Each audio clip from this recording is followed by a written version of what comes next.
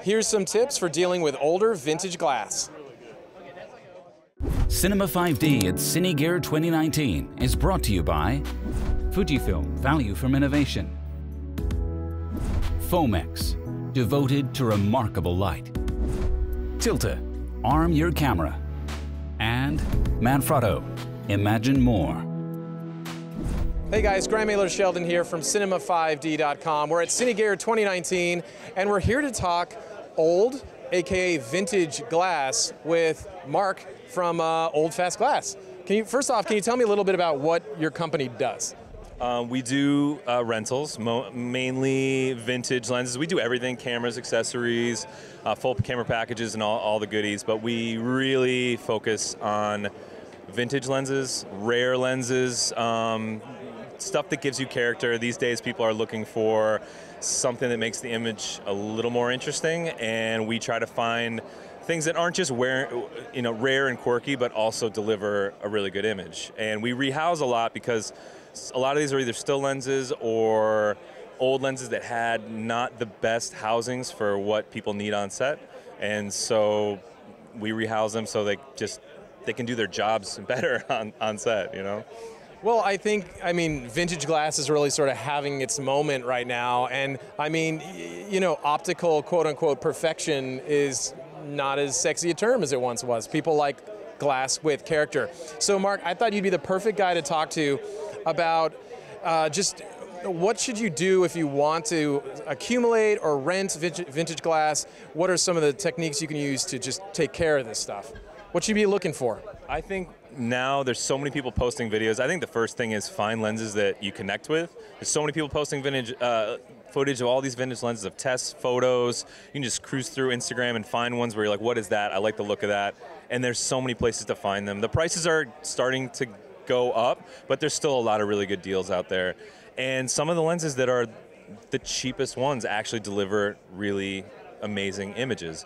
And as far as that goes, it can be a challenge sometimes to find good ones. You might find a couple of duds and have to return them. Well, yeah, how do you know if you're getting a dud? Do you always recommend put it on a camera, blow it up on a big OLED monitor? What's your recommendation there? I mean, you can definitely put it on a camera, go through the focus. A lot of times older lenses will have focus shift where you'll see the whole image moving as it focuses back and forth, or if you shine a flashlight through them, you can see haze or fungus inside.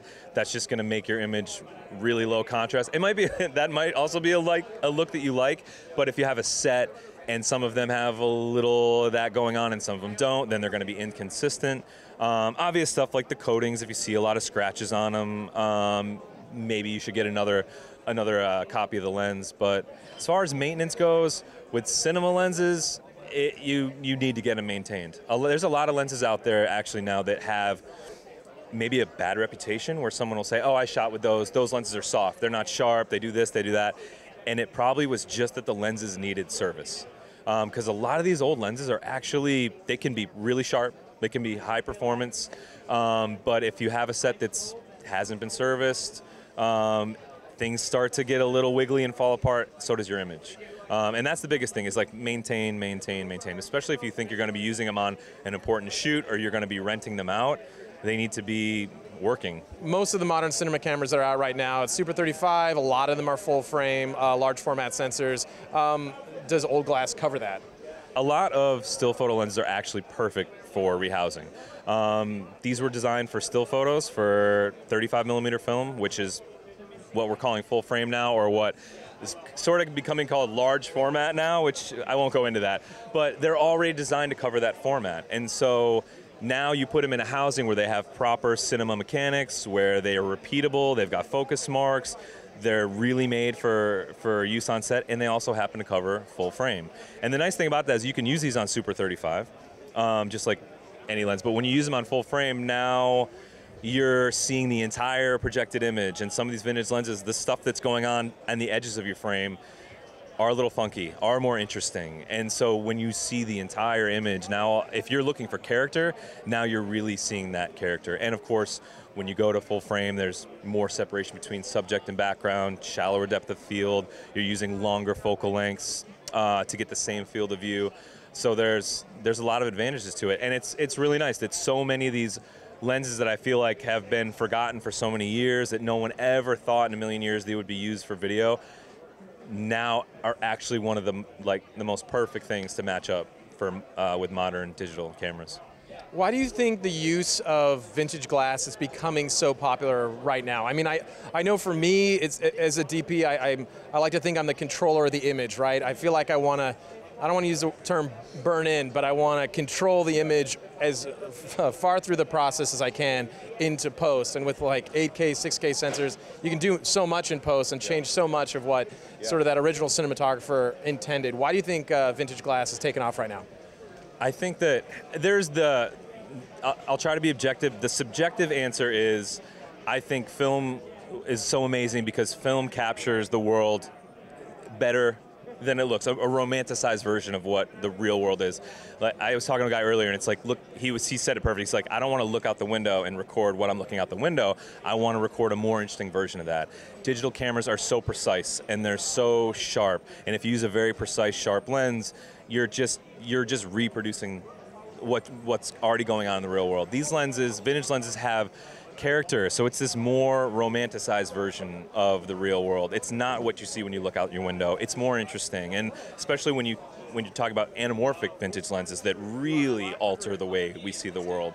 And I think that's part of it. I think that's why we have such an attachment to film, and why people think that vintage lenses give something a more filmic, that word gets used a lot, look. And I think it's just that romanticizing of the image, not having it be so perfect. And there's nothing wrong with sharp lenses for the right project. A modern lens, a sharp lens might be exactly what you need. But for faces, most actors probably don't want the sharpest lens in the world. So a little character, a little softness, a little diffusion helps. And like you were saying with post, if you have some of that diffusion, that low contrast built into the lens, especially lenses that bloom, you're spreading the light around. That is burned in, like you said. And you can do that with diffusion filters. There's drawbacks to that.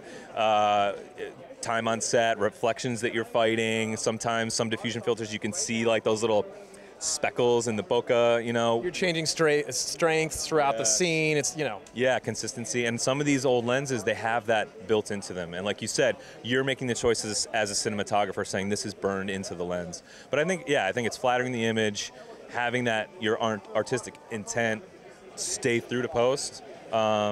Yeah, I think there's a lot of really good reasons to use them. All right, Mark, last question. So, I don't know, you can pick the price point, but if I have, say, $1,000 and I want to get into vintage glass, where would you personally start looking? Maybe more, whatever. There's a lot of brand loyalty out there. I think if you look around, you're going to hear, especially in the still lens world, still lenses are definitely the way to go. And a lot of them are full frame, so you're covered there. No pun intended again. But if you read any forums or someone's going to say Pentax is the best, Canon's the best, Nikon's the best, Leica. Get the ones that speak to you, because there's cheap versions of most of them. And some of the old stuff, the old Nikons, like the AIS lenses, the old Canon FDs, the old Pentax Takumars, Minoltas, Olympus. Pick the brand that you like, and a lot of them, it comes down to focal lengths too, and the speed of the lenses. Think about what you want to shoot. Almost any of them, you can find a decent copy of a lens for, no kidding, $150, $200, and you can get them cinematted. You can put a focus gear on them, get the aperture declicked. Who would you recommend for cinemods? There's a lot of people doing it right now. I'll say that, you know, we get all of our cinematted by Duclos lenses. They've been doing it longer than anybody, and their mounts, they do mount conversion. Their focus gears are great. They do matching 80mm fronts. We rent out cinematted lenses, and that's, I mean, for so many productions, it's all you need, and it's a really inexpensive way to get into shooting video on vintage lenses that are just as good as anything out there. I mean, you could cinemod the same lens, the same glass that's in this expensive housing, and get an image that's just as good. Very cool, Mark. Well, thank you so much. Guys, a lot to think about when it comes to old, fast glass, but I hope those were just a couple tips to help everybody out there out. Stay tuned to cinema5d.com for more continuing coverage from CineGear 2019.